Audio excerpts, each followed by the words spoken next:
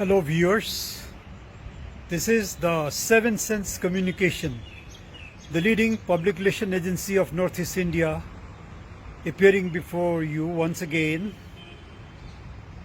presenting you the 6th episode on public relations during the pandemic and post-pandemic times. We have in the previous 5 episodes dealt with various aspects of public relations, such as the role of the spokesperson, about disaster management, about the role of newspapers, and so on. And this time we are coming with another very important issue which is very relevant to the present times, and it is CSR, Corporate Social Responsibility. This is Nurul Islam Laskar, the Honorary Director of Seven Sense Communication. Today, planning to discuss with you about Corporate Social Responsibility or CSR and what's its role in the present situation.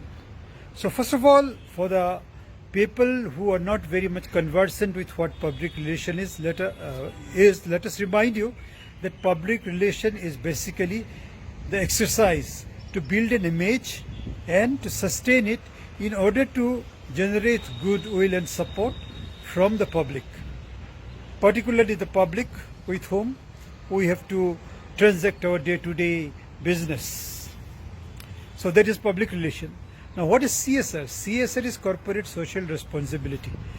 Whichever corporate is functioning from a particular location, whether it's manufacturing goods or products or offering services, whatever it is, the corporate has to take care of the interests of the people, those people who are living or those who are situated in and around its location. So in addition and besides the goal of generating a profit for the organization must devote its resources, a part of its resources, for the welfare and for the benefit and development of the people or the public who are living or existing in and around its place of existence. So let's take, for example, the oil industry.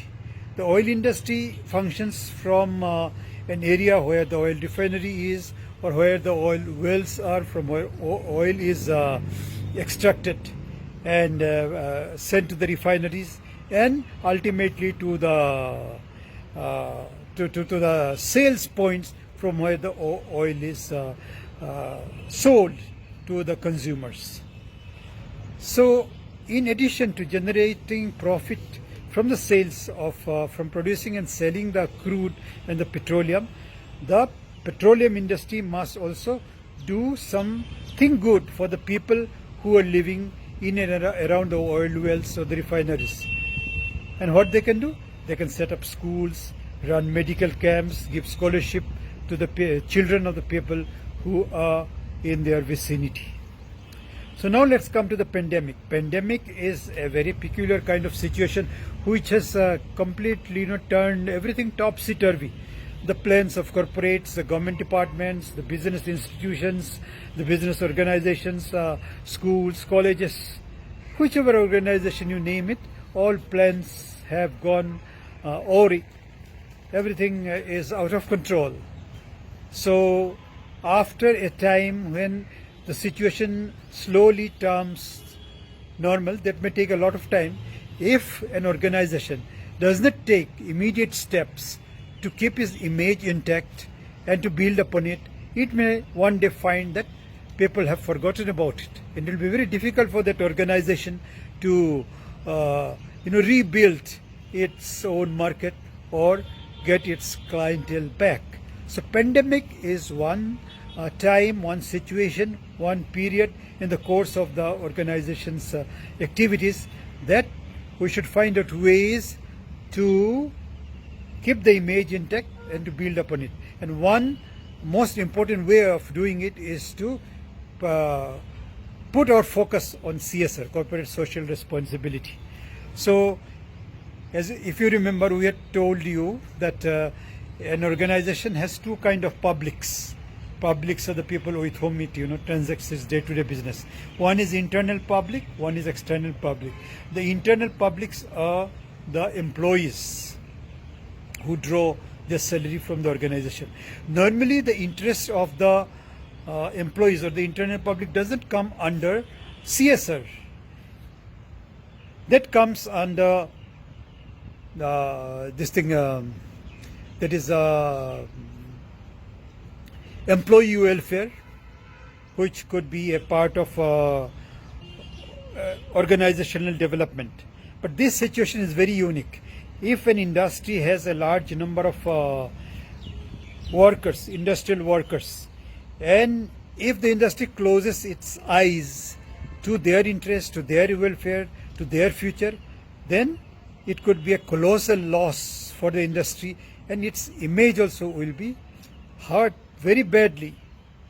So this is not a normal time, and we should not go by the normal definition of organizational, definitions. An employee also entails the employee's families, those who are dependent on the employee. Could be the employee's spouse, the children, or even the parents who are dependent upon the employee. So their welfare is of utmost importance. This time there has been a lot of instances where the employers have turned their face the other way.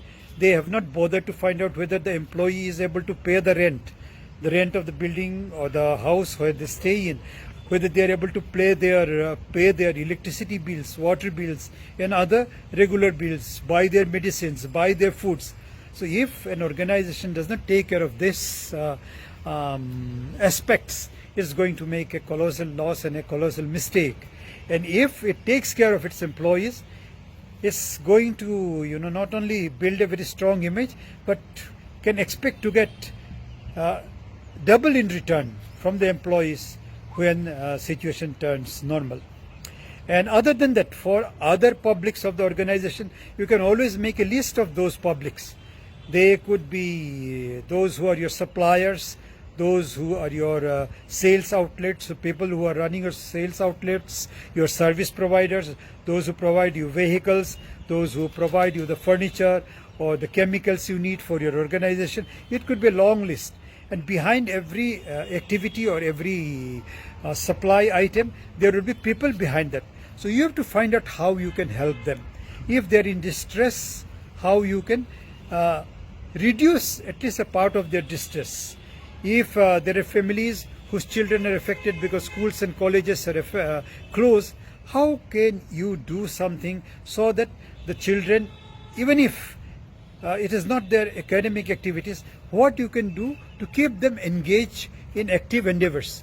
Can you not organize competitions once in a month online and give them some prizes, some certificates and medals, so that they not only remember you as a benefactor, but also as one who gave them some additional skills or gave them opportunity to spend their time very meaningfully.